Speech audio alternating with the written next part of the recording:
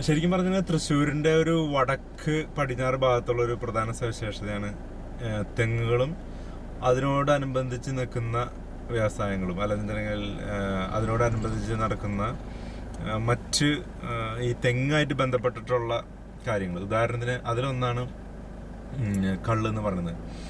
ഈ തൃശ്ശൂരിൻ്റെ വടക്ക് പടിഞ്ഞാറ് ഭാഗത്തുള്ള അന്തിക്കാട്, അതുപോലെ തന്നെ ഇപ്പം നമ്മൾ ശരിക്കും പറഞ്ഞിട്ടുണ്ടെങ്കിൽ നമ്മൾ തിരുമുടി അങ്ങനത്തെ ഒരു ഭാഗത്തേക്കാണ് പോയിക്കൊണ്ടിരിക്കുന്നത്. ഇവിടുത്തെ കള്ള് ഭയങ്കരമായിട്ടുള്ള ഫേമസ് ആയിട്ടുള്ള സംഭവമാണ്. അത് നമ്മളിപ്പോൾ കാണുന്ന കാഴ്ച എന്നുണ്ടെങ്കിൽ ഒരു ലോട്ടറി വിൽപ്പനക്കാരൻ അവൻ ആ സൈക്കിള് കൊണ്ടുവന്ന് നിർത്തി അവിടെ നിന്ന് കള്ള് കുടിക്കാനായിട്ട് വരുന്നൊരു കാഴ്ചയാണ് നമ്മൾ കാണുന്നത്.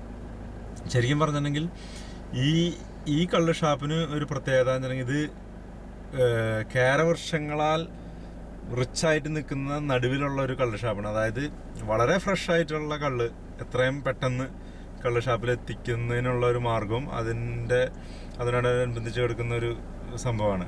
അപ്പോൾ അത് കാരണം കൊണ്ട് അകലങ്ങളിൽ നിന്ന് പോലും ഈ കള്ള് ഷാപ്പിലേക്ക് ആൾക്കാർ വളരെയധികം വരുന്നുണ്ടെന്നുള്ളൊരു കാഴ്ചയാണ്. അതുപോലെ തന്നെ സന്ധ്യാസമയങ്ങളിൽ കാണുന്ന ഒരു മനോഹരമായിട്ടുള്ള സംഭവം എന്ന് പറഞ്ഞാൽ ഈ കള്ള് ഷാപ്പിന് മുന്നിൽ നമുക്ക് ഒരു കലുങ്ക് കാണാൻ സാധിക്കും. ഈ കലുങ്ക് ഇവിടെ ജനങ്ങൾ വന്നിരുന്ന് ചൂണ്ടയിട്ടിട്ട് ഇതിൽ നിന്ന് ഇവിടെ വളരെ പുഴ മത്സ്യങ്ങളുടെ വളരെ സമ്പന്നമായിട്ടുള്ളൊരു ശേഖരം തന്നെയുണ്ട്.